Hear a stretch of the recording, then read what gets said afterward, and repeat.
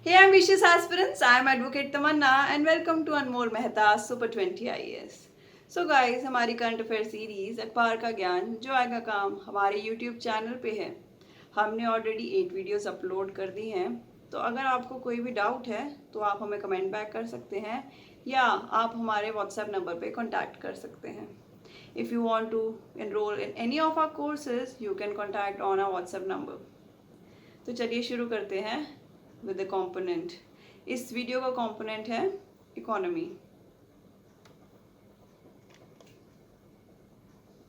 Question number 1, capital account convertibility of the Indian rupee implies that the Indian rupee can be exchanged by authorized dealers for travel, that the Indian rupee can be exchanged for any major currency for the purpose of trade in goods and services, that the Indian rupee can be exchanged for any major currency for the purpose of trading in financial assets. None of the above. The correct answer is option C. Capital account convertibility means the freedom to conduct investment transactions without any constraints. Typically, it would mean no restrictions on the amount of rupees you can convert into foreign currency to enable you, an Indian resident, to acquire any foreign asset. Similarly, there should be no restraint on your NRI cousin bringing in any amount of dollars or dirhams to acquire an asset in India. India has come a long way in liberating the capital account transactions in the last 3 decades and currently has partial capital account convertibility. Question number 2. Consider the following statements regarding commercial paper. Commercial paper is an unsecured money market instrument issued in the form of a promissory note. It acts as the debt instrument to be used by large corporate companies for borrowing short-term monetary funds. Non-resident Indians and foreign institution investors are not allowed to invest in commercial paper. Which of the above statements are correct? Option A 1 and 2, option B 1 and 3, option C 2 and 3, and option D 2 only. The correct answer is option A. Commercial paper is an unsecured money market instrument issued in the form of a promissory note. It was introduced in India in 1990 with a view to enabling highly rated corporate borrowers to diversify their sources of short-term borrowings and to provide an additional instrument to investors. Subsequently, primary dealers and all India financial institutions were also permitted to issue CP to enable them to meet their short-term funding requirements for their operations. CP can be issued for maturities between a minimum of 7 days and a maximum of up to 1 year from the date of issue. Individuals, banking companies, other corporate bodies registered or incorporated in India and unincorporated bodies, non-resident Indians and foreign institutional investors, etc. can invest in CPs. Question number 3. Consider the following statements regarding devaluation of currency. Devaluation decreases the prices of imports purchased in the home country. Devaluation can be employed to eliminate balance of payment deficits. Devaluation will not be effective if the balance of payments disequilibrium is a result of basic structural flaws in a country's economy. So which of the above statements are correct? Option A 1 and 2, option B 1 and 3, option C 2 and 3, and option D 1, 2 and 3. The correct answer is option C 2 and 3. Devaluation, reduction in the exchange value of a country's monetary unit in terms of gold, silver or foreign monetary units. Devaluation is employed to eliminate persistent balance of payments deficits. For example, a devaluation of currency will decrease prices of the home country's exports that are purchased in the import country's currency. While making the exported goods cheaper for other countries, devaluation also increases the prices of imports purchased in the home country. Devaluation will not be effective if the balance of payments disequilibrium is a result of basic structural flaws in a country's economy.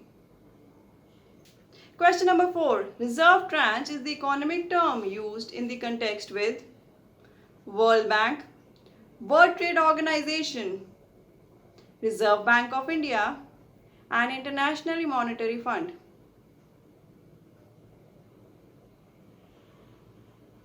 The correct answer is option D, IMF.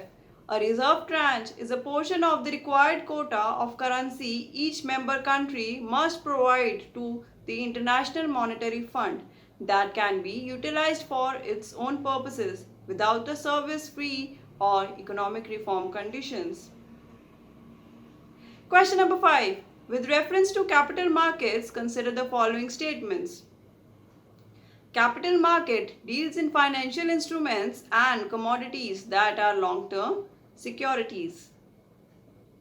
Secondary market exclusively deals with the issue of new securities. Which of the above statements are correct? Option A, 1 only, option B, 2 only, option C, both, and option D, none.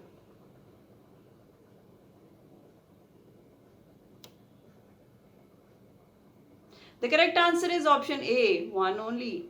Capital market deals in financial instruments and commodities that are long-term securities. They have a maturity of at least more than 1 year.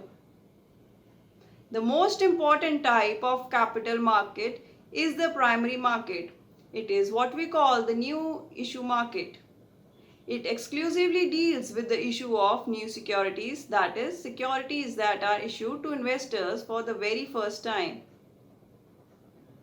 After the primary market is the secondary capital market. This is more commonly known as the stock market or the stock exchange.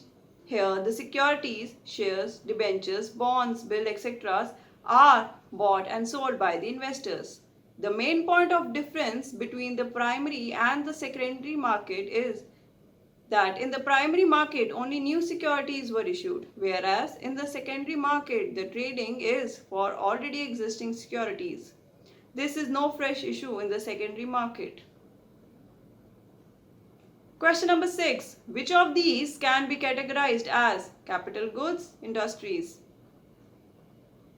Engineering goods, textiles, financial services industry, construction and mining equipment industry. Select the correct answer code. Option A 1 and 4, option B 2 and 3, option C 1, 2 and 3, and option D 2 and 4. The correct answer is option A. Capital goods refer to products that are used in the production of other products but are not incorporated into the new product. These include machine tools, industrial machinery, process plant equipment, construction and mining equipment, electrical equipment, textile machinery, printing and packaging machinery, etc. They are deployed to help increase future production. Consumer goods are any goods that are not capital goods. They are goods used by consumers and have no future productive use. Textiles make up consumer goods. Financial services industries produce services which are essentially consumed or may be used further in the economic process, but they are not classified as capital goods industries as such. Question number 7. Which of the following given steps, if taken by the government, will boost the Indian economy? Opening up the insurance sector to NRIs, promotion of SMEs, foreign portfolio investment. Select the correct answer code. Option A 1 and 2, Option B, 2 only. Option C, 2 and 3. And option D, 1, 2 and 3. The correct answer is option D, 1, 2 and 3. In a bid to bring more investment into India's debt and equity markets, the Reserve Bank of India has set up a framework for investments which will enable foreign portfolio investors to take part in open offers.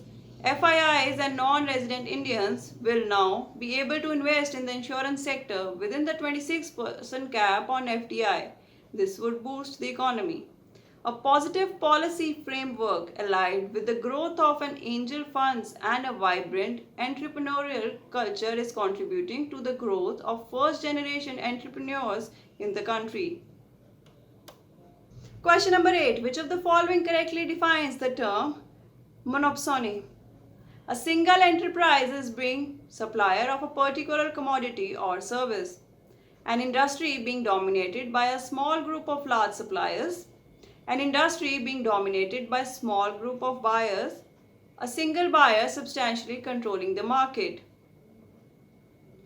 The correct answer is option D. A monopsony is a market condition in which there is only one buyer, the monopsonist. It is a market structure in which a single buyer substantially controls the market as the major purchaser of goods and services offered by many would-be sellers. An oligopoly is a market structure in which a few firms dominate. When a market is shared between a few firms, it is said to be highly concentrated. A monopoly contains a single firm that produces goods with no close substitute.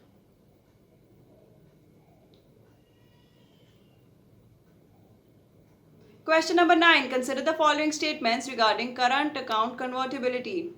Current account convertibility means freedom to convert domestic currency into foreign currency and vice versa for trade in goods and invisibles. Under current account convertibility for rupee, an exporter can sell the foreign currency he obtained from exporting a commodity at the market determined exchange rate in India. There is partial current account convertibility in India so as to limit imports into the country. Which of the above statements are correct? Option A, 1 and 2. Option B, 1 and 3. Option C, 2 and 3. And option D, 1, 2 and 3.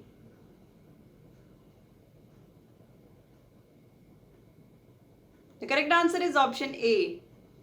Current account convertibility means freedom to convert domestic currency into foreign currency and vice versa for trade in goods and invisibles, that are services, transfers or income from investment. Individuals and entities can convert currencies in the foreign exchange market. Current account convertibility is one part of currency convertibility. When there is current account convertibility for rupee, an exporter can sell the US dollars or other foreign currency he obtained from exporting a commodity at the market determined exchange rate in India. This means that there is no exchange controls, foreign exchange controls. Similarly, when an importer buys foreign currency from India's foreign exchange market by exchanging rupee, it is current account convertibility. In India, there is full current account convertibility since August 20, 1993. Question number 10. Consider the following statements. Disinvestment involves selling minority shares of public enterprises to public or private entity. When the government sells majority shares in a public sector entity, that is strategic disinvestment. Under strategic disinvestment, the government transfers the ownership and control of a public sector entity to another public sector entity and the private sector is not involved here. Which of the above statements are correct? Option A, 1 and 3. Option B, 1 and 2. Option C, 2 and 3. And option D, 1 only. The correct answer is option B. What is strategic disinvestment or strategic sale? When the government decides to transfer the ownership and control of a public sector entity to some other entity, either private or public, The process is called strategic disinvestment.